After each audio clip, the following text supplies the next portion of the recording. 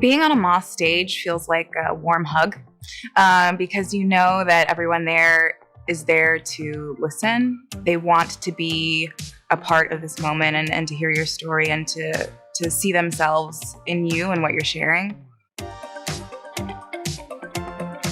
It's a community. It's people wanting to be connected, and there's nothing like it.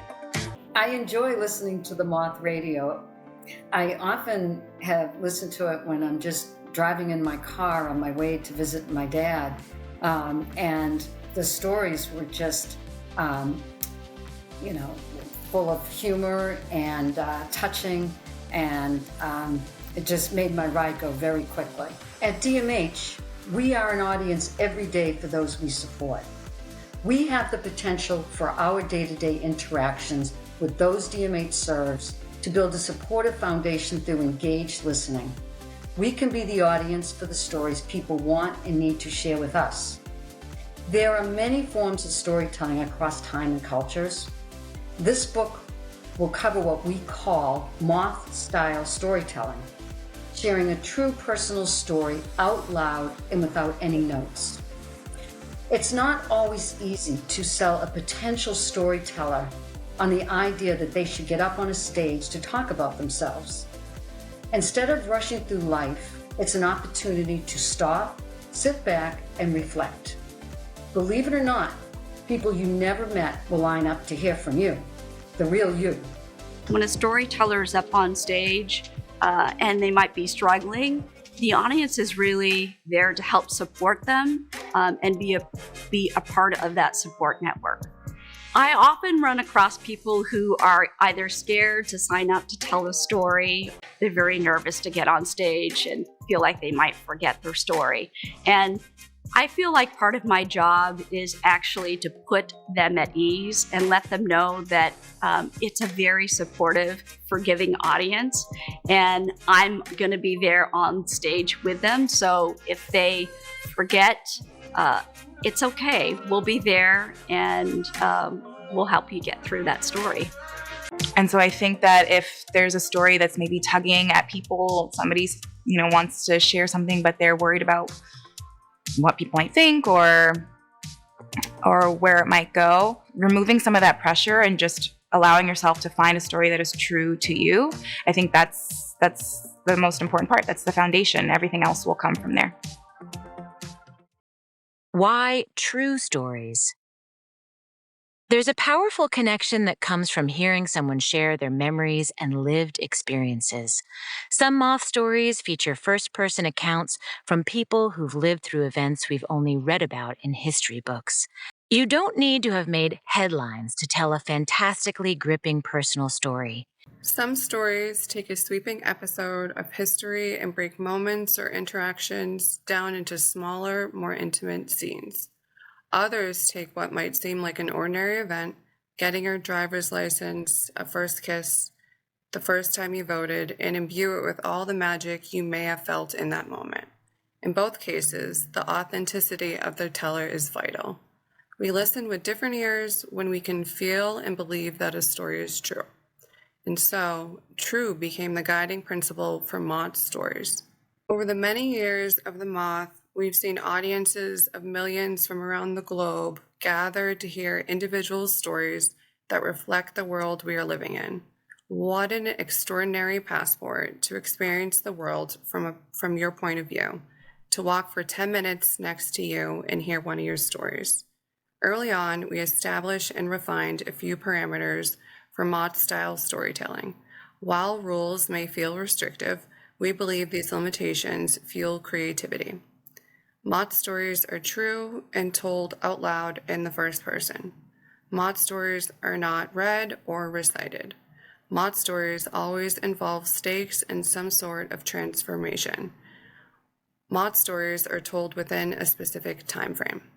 We will explore the why and how of each of these rules in more depth, but in our experience, without a doubt, they are the foundation of what makes a story successful.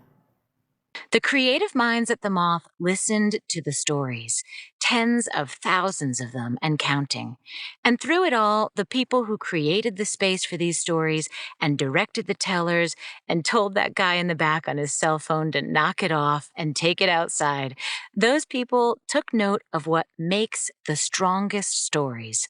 What pulls at your heart, makes your blood boil, your belly laugh, your eyes widen, or your brain tick. The Moth learned secrets about stories that really make you feel something, both familiar and foreign. Our focus for this month is the rule. Moth stories are told within a specific time frame. Depending on the format, Moth storytellers are either given 5 or 10 minutes to tell their stories. This time helps limit the storyteller to focus on the heart of their story. Today we're going to start with an even shorter story. We will even ask you to break out into pairs and give you only 1 minute to tell your partner about the day that you got your driver's license. A Moth story is built around a specific moment in time. The story is not limited to that one moment, but a specific moment becomes the foundation of the story, the bedrock on which the story is built. The truth is, our lives are made up of a million stories. Trying to stuff your whole life into one story won't work. To cover many years in only a few minutes, you would need to reduce the story to a list of events that lack detail and are all given the same emphasis with no emotion or meaning. At the Moth, we refer to this phenomenon as feeling to and then, and then, and then. Long lists without much detail are boring. At the Moth, we avoid a boring list of events and focus instead on a specific time frame, whether it's an afternoon from your adolescence or the week leading up to your 40th birthday, and tell us about it in detail.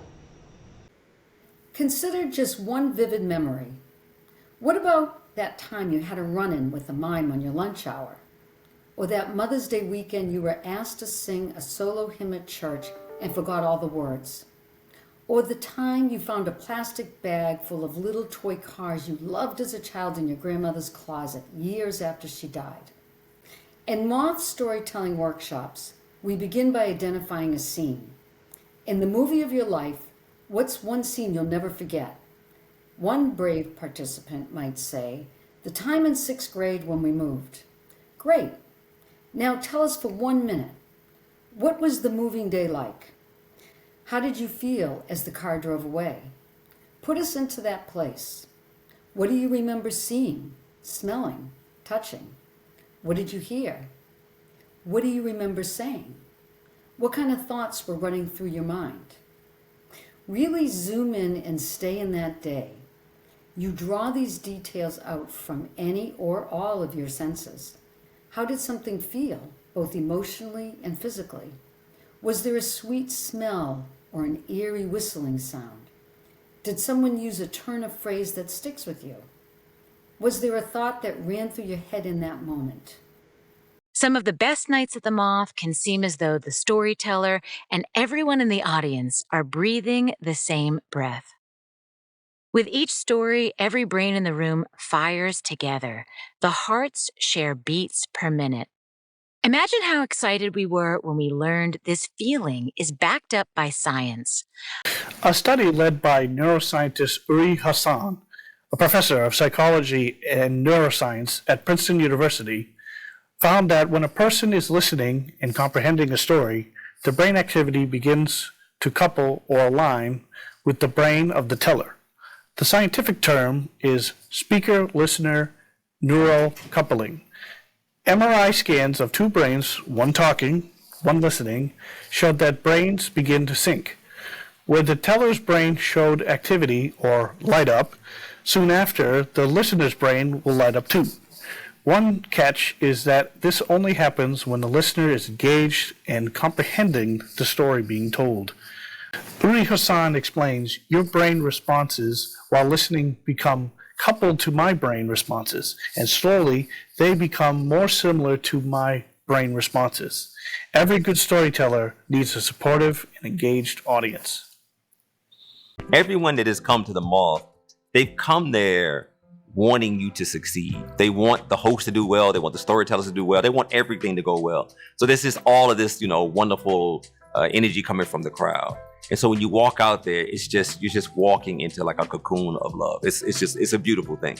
Within you, there's this gold mine. Now, the gold may not be laying, like right there on the surface. You might have to dig for it a bit.